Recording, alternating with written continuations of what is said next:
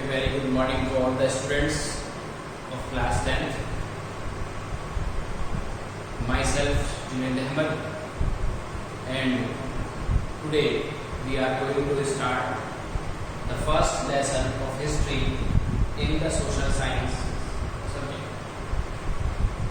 बेटा 10th class students, हमने अपने फर्स्ट और सेकंड लेक्चर के अंदर the rise of the nationalism in Europe lesson में 2 टॉपिक्स को डिस्कस किया। फर्स्ट लेक्चर के अंदर मैंने आपको फ्रेंच रेवोल्यूशन के बारे में बताया और सेकंड लेक्चर में मैंने आपको नेपोलियनिक कोड, जिसे आप सिविल कोड भी कहते हैं, जो 1804 के अंदर इंट्रोड्यूस हुआ, उसके बारे में बताया। आज हम अपने थर्ड लेक्चर में 2 टॉपिक डिस्कस करेंगे जो ऑलरेडी आपके ग्रीन बोर्ड पर मेंशन है। The making of the nationalism in Europe. Europe के अंदर नेशनलिज्म जो है उसको डेवलप कैसे किया गया। The second one is the aristocracy and the new middle class. ये 2 टॉपिक आज हम डिस्कस करेंगे। तो आज हम पहला टॉपिक डिस्कस करते हैं, the making of the nationalism in Europe. Germany, Italy and Switzerland were divided into kingdoms, duchies and cantons in the mid 18th century.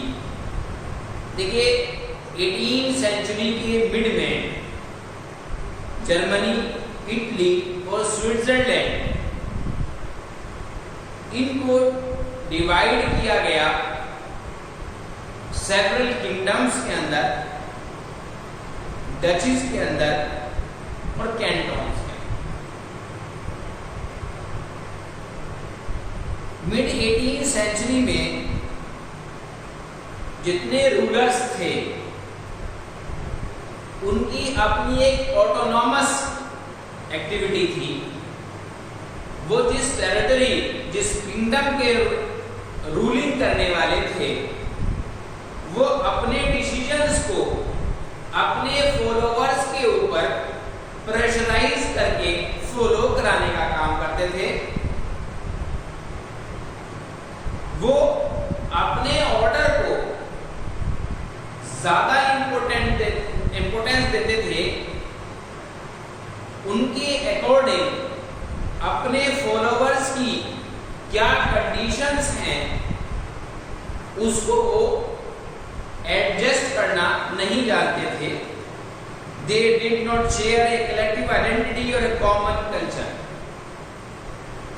और वो ये भी नहीं चाहते थे कि हम किसी कल्चर को, ऐसे कल्चर को फॉलो करें, ऐसी एक्टिविटी को फॉलो करें जिसको ऑलरेडी दूसरों ने फॉलो किया हुआ है।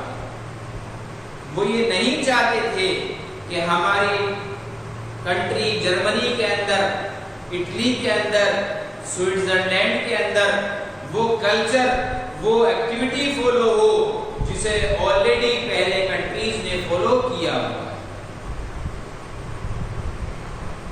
Some important factors led to the rise of nationalism in Europe.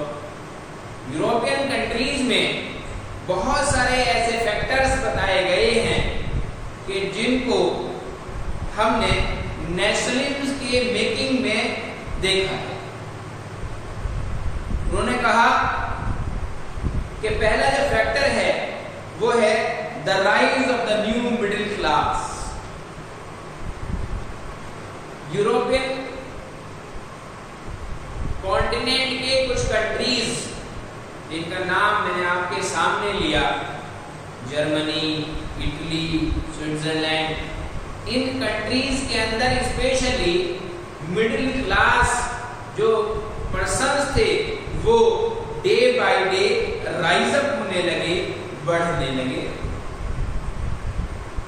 इस वजह से भी यूरोप के अंदर नेशनलिज्म की फीलिंग डेवलप होने लगी। दूसरा जो फैक्टर बताया गया है वो the spread of the ideology of liberalism. उन्हीं मिडिल क्लास पीपल्स के अंदर एक और फीलिंग डेवलप होती है लिबरलिज्म की। वो कहते हैं कि हम किसी के अंडर कंट्रोल नहीं हैं, हमारे अपने राइट्स हैं जिन्हें हम यूज कर सकते हैं, हमारी अपनी रेस्पॉन्सिबिलिटीज है जिन्हें हम फुलफिल करना जानते हैं। हम लिबरल हैं, फ्री हैं। इसलिए ये दूसरा फैक्टर बताया गया है यूरोपियन कंट्रीज के अंदर नेशनलिज्म की फीलिंग को डेवलप करना। थर्ड फैक्टर है the new spirit of conservative. जब ट्रीटी ऑफ वेना साइन हुई, दो टाइप की पावर्स थी। एक पावर वो जो डेवलप कंट्रीज के कलेक्शन की थी कंट्रीज के, और एक वो पावर जो अंडर डेवलप कंट्रीज की कलेक्शन की थी। जब वहां पर ट्रीटी ऑफ वेना साइन हुई तो वहां पर एक न्यू स्पिरिट डेवलप होती है कंजर्वेटिव। तो उस स्पिरिट के डेवलप होने से यूरोपियन कंट्रीज के अंदर एक फैक्टर माना गया है कि नेशनलिज्म डेवलप हो रहा है।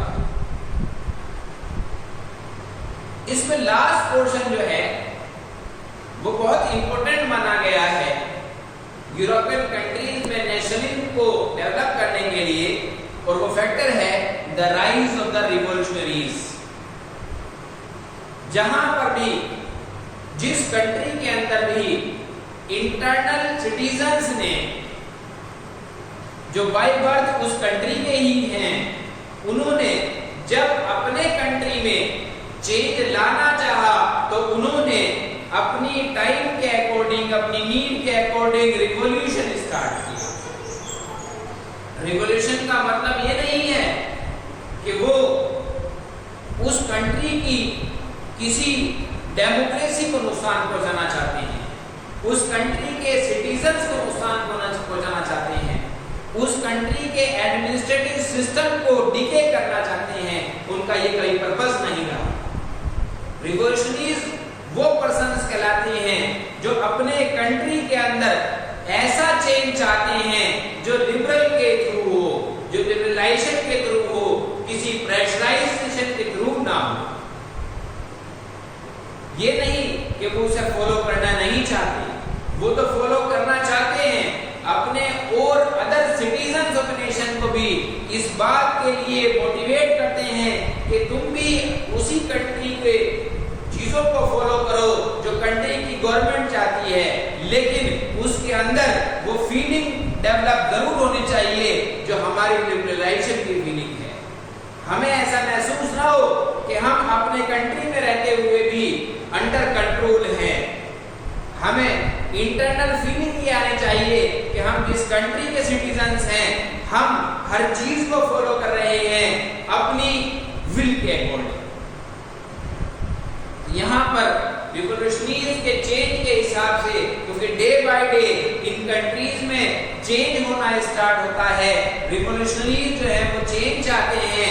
इसलिए जर्मनी के अंदर, इटली के अंदर, स्विट्जरलैंड के अंदर जब ये चार फैक्टर राइज होने लगे तो समझ में आ गया वहां की कंट्री की गवर्नमेंट के कि यहाँ पर यूरोप के अंदर क्या होने लगा, नेशनलिज्म की फीलिंग डेवलप होने लगी।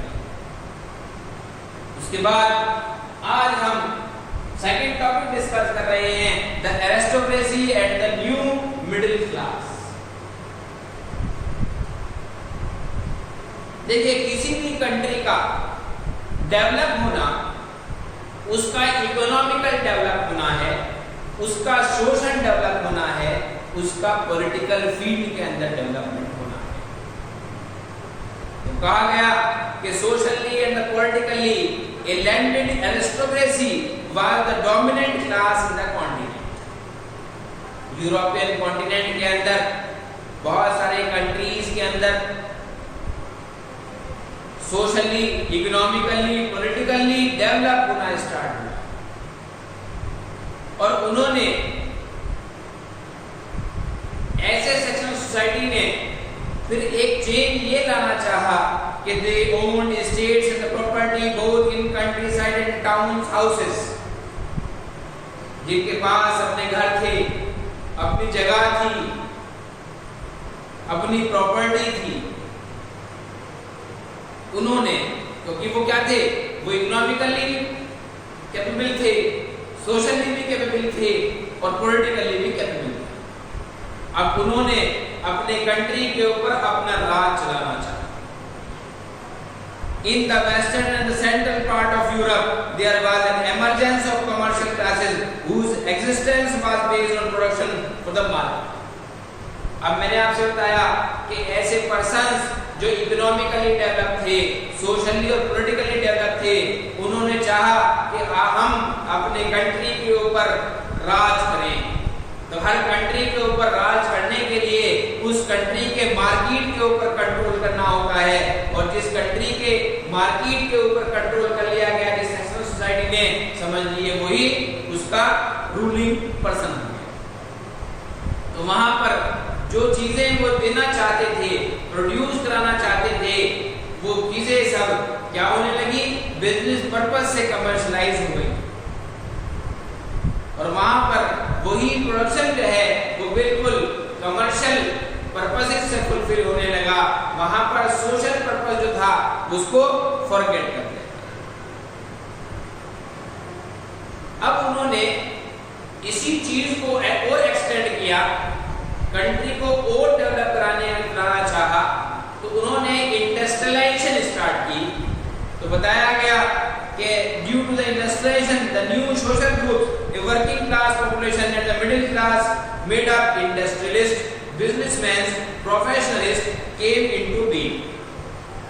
अब इस इंडस्ट्री को डेवलप करने के लिए बहुत सारे ऐसे पर्सन जो अपने आप में प्रोफेशनलिस्ट थे, अपने आप में बिजनेसमैन, कॉर्पोरेट हाउस के कहे जाया करते थे, उन्होंने और ऐसे लोगों को भी इन्वॉल्व कर लिया जो उनके अंडर कंट्रोल होकर काम करते थे, मिडिल क्लास पीपल्स।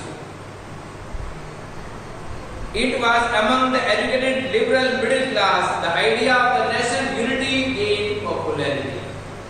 उन्होंने उन मिडिल क्लास पर्सन्स को, जो एजुकेटेड पर्सन्स थे, वेल सिविलाइज्ड पर्सन्स थे, उन्होंने उनको जो अपने अंडर कंट्रोल किया, वो इस फीलिंग के साथ किया कि हम अपने कंट्री के अंदर यूनिटी बनाना चाहते हैं, इसलिए हम इस यूनिटी को बनाने के लिए मिडिल क्लास लोगों को अपने साथ लगा रहे हैं कि जिससे कि हम इंडस्ट्रियलाइजेशन को करें और उस इंडस्ट्री के होने से हमारा कंट्री डेवलप हो जाए, क्योंकि इंडस्ट्री को एक इकोनॉमिकल एस्पेक्ट माना गया है किसी भी कंट्री की ग्रोथ कराने के लिए। क्यों? उसके पीछे एक कॉज है कि इंडस्ट्री जितनी डेवलप होगी उतना ही कंट्री डेवलप होगा।